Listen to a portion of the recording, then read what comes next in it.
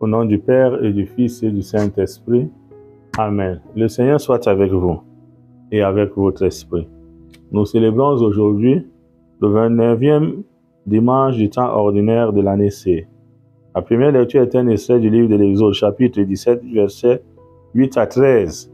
Le psaume 120, notre secours, c'est Dieu le Maître du monde.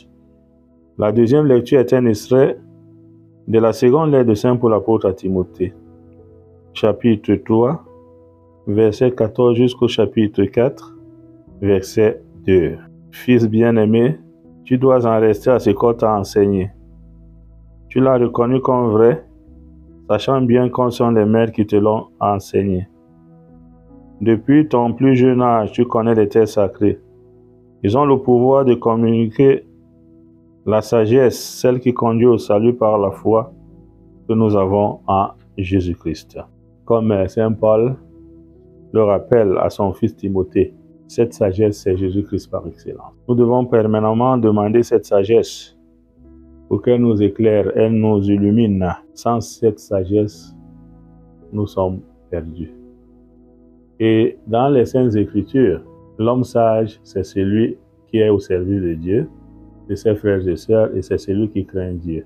Le fou, c'est celui qui s'éloigne de Dieu, n'est pas au service de Dieu, de ses frères et sœurs, et qui agit contrairement à la parole de Dieu. Nous avons besoin de cette sagesse pour prendre des décisions, pour nous laisser illuminer et éclairer.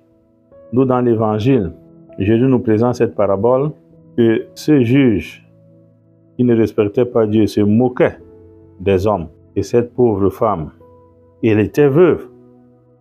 Elle avait perdu son époux, elle n'avait pas de défense. Aucun moyen. Et elle suppliait juste que justice soit rendue en sa faveur. Et le juge ne respectait ni Dieu ni les hommes et envoyait cette femme balader. Mais la femme, elle a persévéré. Elle a continué à insister malgré les humiliations, malgré les rejets, malgré même les moqueries.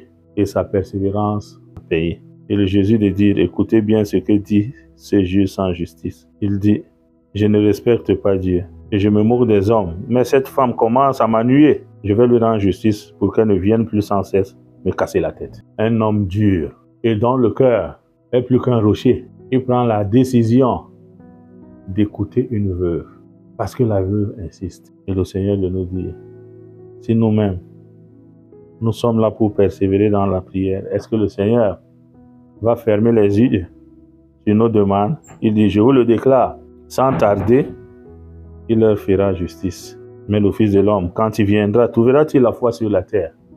Tel est le cas et le problème. Que rien ne nous pousse à perdre notre foi. Nous pouvons perdre de l'argent, perdre des maisons, perdre les biens matériels et peut-être les retrouver. Perdre les biens ne veut pas dire nous avons perdu le royaume. Perdre les biens matériels ne dit pas nous avons perdu le royaume. Mais le jour où nous perdons notre foi, nous sommes des hommes perdus et finis.